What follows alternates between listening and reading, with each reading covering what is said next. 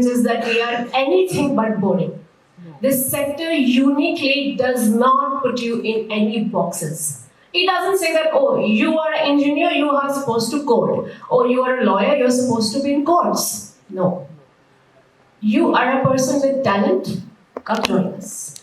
We can tell you how much you can explore, what all you can achieve, and the time span which will actually let you to change the world and see the change in your lifetime is tremendous. There is a serious requirement to shift perspectives towards young. If you're in this sector, there is no limitation really to what you can build and how you can build it. It could be a hybrid of any kind. You could still be creating a significant amount of impact, and you could still be making sure that people who are working with you and who you're working for are well taken care of. And that was a perception I had that I had to break for myself as well. Because when I was starting, I thought that, okay, maybe I can get to the bare minimum and I'll be just fine. But then we have to really keep pushing and realize that, we have to go way beyond the bare minimum. We have to make sure that we're able to. You can be engineer, you can be anything. The course that you study does not define you. It's just a course. What defines you is what actually you do with it. I am a product of a Fauji upbringing, and we have moved all around the country. I've stayed in places like Pithoragarh and Bathinda, to then suddenly move to cities like Bangalore and Delhi. And I am a product of KV and army schools to top Ivy schools, right? And when you go expose yourself to those kind of ecosystems, you realize the difference that happens. So as we would move, change cities, get exposed to different cultures, people, it would be a question that would come to me saying, why? So if I'm in a KV, the kind of people I'm interacting with, the kind of teachers we're getting exposed to versus when I'm going to an IB school, the difference was so stark, right? So that is just educational, but I'm just saying ecosystems changed. But like Gaurav was saying, the pressure of success and the metrics of success that the society imposes is very strong. So right after doing economics, the family really did not understand what economics does for the world. So they said, should take up a job. And I went and joined, I was part of an investment banking firm. Made good money for like 10 years back. The kind of money I was making was great. I don't think I made that much money today. But it was just not satisfying because there were these questions that I didn't understand. A lot of the questions I had, even while doing that work, was saying, what am I contributing to? Right? There is someone who's making a lot of money because of the work that I'm putting in, but I can't see the impact of it. I'm not part of the impact of it. And that made me really, I Gaurav lasted 5 years in corporate. I didn't very quickly switch to social sector. I went studied first. By knowing your talent, you should definitely go for it. At one point, when we saw that this is something that could run our livelihoods, and also we could start actually building a team. So we did our first hiring then. We made a conscious choice from it being a passion project and something we were doing on the side to something we were actually going to spend full time on. And with that, a lot of things happened fairly organically. Think about sustainability in the social sector, financial sustainability in the social sector to be able to run, to be able to operate. So that is something we've learned in the process recently, last season. And we had that whole experience, very, very exciting experience of the backstage and being on national television through something that we were just so passionate about and pursuing.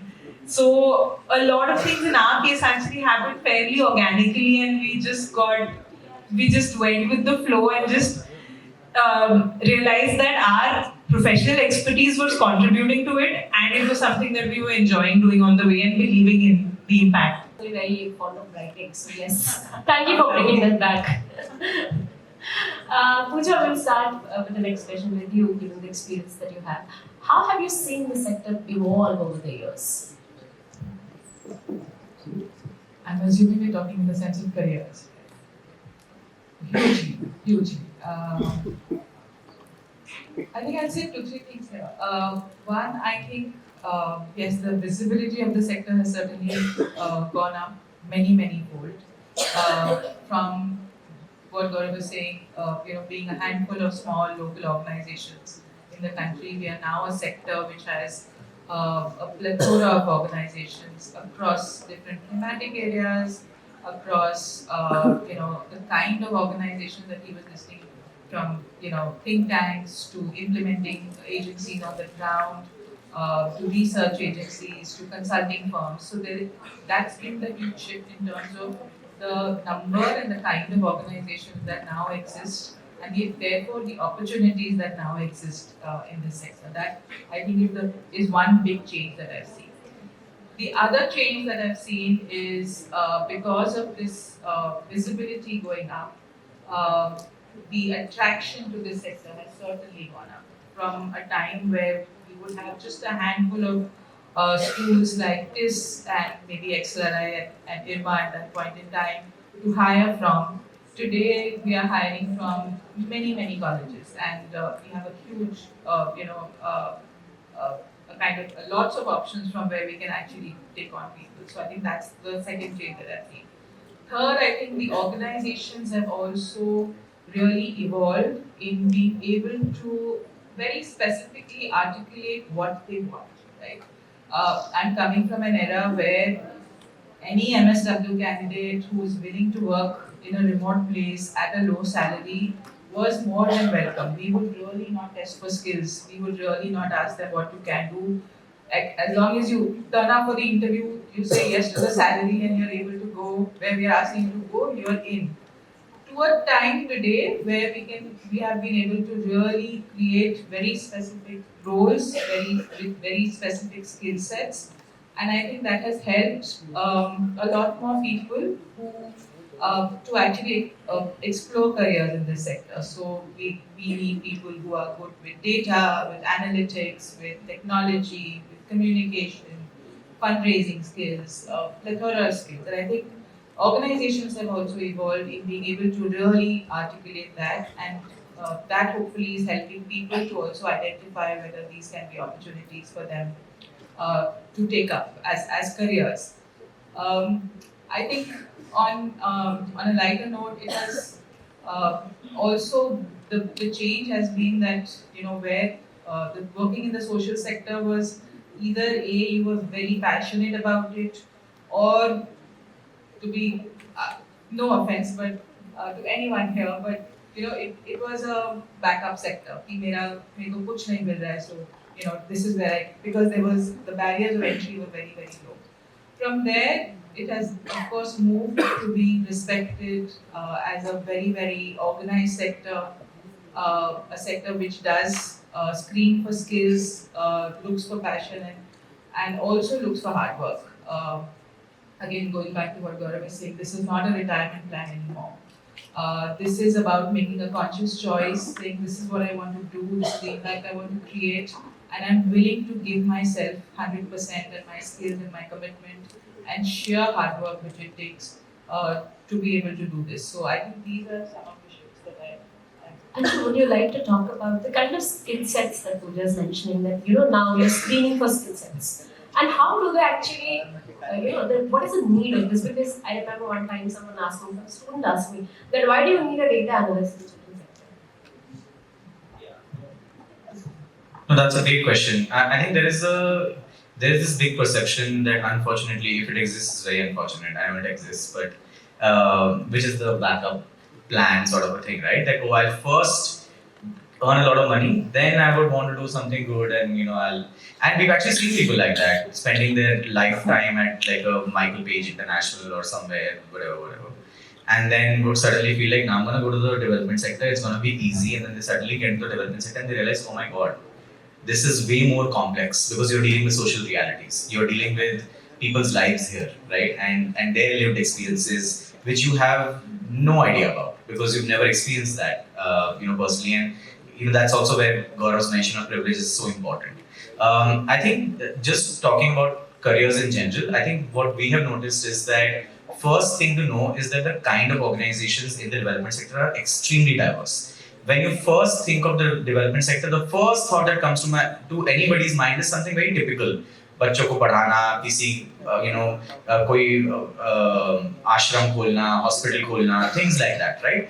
But that's really a very dated traditional way of thinking of the development sector. That is maybe how it started, but that is not how it is today. So of course you have organizations like that, but you also have organizations that are completely, constantly innovating on how education can be delivered better, how healthcare can be improved. They're using AI to figure out delivery of both education and healthcare in many places. We know of an organization that also went on Shark Tank, by the way. That is using AI to figure out how can social welfare delivery happen. How can schemes reach people at the last mile?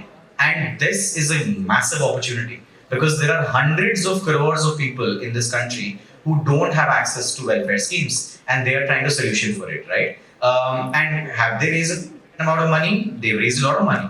They are able to offer corporate level salaries. They're able to offer very diverse job roles, right? They need data analysts, for example, to just look at how to map where welfare is required a lot more. Healthcare organizations that are working in the sector need data analysts to make sure that they're able to understand the linkage between climate change and vector-borne diseases. For example, right? We work with an organization in Karnataka, which is a state where now cases of dengue have increased significantly because of changing weather patterns. And there is a direct linkage between vector-borne diseases and climate change. And now they're looking to hire nearly 20 data analysts within the next 2 to 3 months to understand where do they start mapping the solutions and how do they sort of go about making sure that dengue cases reduce in the state, right? You need technologists. For example, there is a brilliant organization that we know of, again based out of Bangalore, that is trying to build Indic language knowledge for platforms like ChatGPT. They are trying to make sure that dialects that are not formally a language, recognized as a language in India, are also integrated into platforms like ChatGPT because technology will reach people. So when it does reach people, will it actually be accessible for them? That's also a social enterprise. So to think of, that's also a development sector job, right? So to think of the sector, the social sector, in a very unilateral sense, will be injustice to yourself if you sort of want to enter this space. It's not a place where you only come. I mean, of course, doing good is the motivation. And this is something I tell my team all the time. That passion is what got you here, but now you have to perform because passion will not get you through, and that's exactly what happens in any sector. You're passionate about becoming a venture capital investor, it gets you there, but it's the quality of investment that decides whether you'll stay or not. Same way in the development sector. It's not that you're entering to do charity. That is one thought that you must get out of your mind. You're not here to do charity. You're not here because you have a savior complex. Please do not get into the sector if you have that. You're here to build value, and that value is being built for millions of people potentially that you're creating, right? If dark room is enabling thousands and hundreds of thousands of people to be able to express themselves in ways that they haven't done in the past, then that's value that they're creating, right? Similarly, if there's an organization that is trying to build a solution for social welfare, for instance, that did not exist previously, that is value that they're building. They're not doing it because they feel like it's so charitable and I must do it. So I feel like it's very important to firstly see it like that. The second thing that I also want to talk about is the perception of income. Can you really earn enough in the development sector? And I think that is also very similar to how any sector is. In any sector, depending on the kind of organization that you join, depending on the level that you join at, your salary is decided. There are development sector organizations that are able to pay corporate level salaries. There are development sector organizations that are not able to pay that salary, right? The one big problem worth solving is how does this sector as a whole sustain itself? Because I think with the corporate sector, there are traditional models of business and so on and so forth. And that is why the value of organizations like ISDM, for example, increased significantly. The US itself, for example, has many such organizations, many institutes that teach you how to build financially sustainable models. We don't have it to that degree in India right now. And I feel like for students who are studying at SRCC, like colleges who have interest and business acumen that they want to build, I think that's a very big opportunity to figure out what do business models in the sector look like. I get frowned upon when I say the word business model because in this sector you're not supposed to say business model. But it's true, even if you're doing retail fundraising, it's a business model. Moving on to Surbhi. Surbhi, you have been in corporate and you have been in social sector. Could you just share as to, what has your experience emotionally and mentally and also in occupation and how is it different? Yeah, I don't know how honest I should be. But when I pivoted to the social sector, right? Like I said, the joining of a corporate firm was not a conscious decision. It was just to a point I didn't even know the company's name when I was picking it up.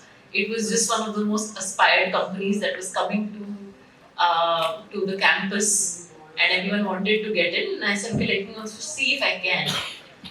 The corporate sector has a certain role to play, a very critical role to play in the system, right? And here we are talking to students of economics, so I'm sure you're understanding. You will be studying microeconomics, all of that. The role the corporate sector plays and the way it functions, it is a different ecosystem. Good, bad, ugly. I'm not getting into it, but it needs a mental to solve for the problems that you're looking at, right? Like Anshul said, you're not exposed to these communities or problems, at least from the places we come from, largely. So how do you handle yourself? How do you solve a problem without thinking this is the only way, this is the only solution? There are too many factors that play into it. And I think these are the 3 skills I would highly recommend people to look into for any job, but definitely if you're coming into the social sector. Beautiful, but one last reading question. Do you sleep better now? Being in the sector. Is this something that people keep saying that, oh, now I work in social sector, I sleep better. So I guess that's true. You feel that too, you? I think I feel more satisfied knowing that I'm doing what I would want to do. I don't know if it's better because, like I said, problems are really changing and how. That's what my point was, that because the kind of problems that we are trying to solve are so huge, because people don't understand the kind of magnitude of things that actually the sector is solving for. And that's what I wanted to reflect, that what Gaurav was also saying, that he hasn't worked harder than what he has been working in social sector.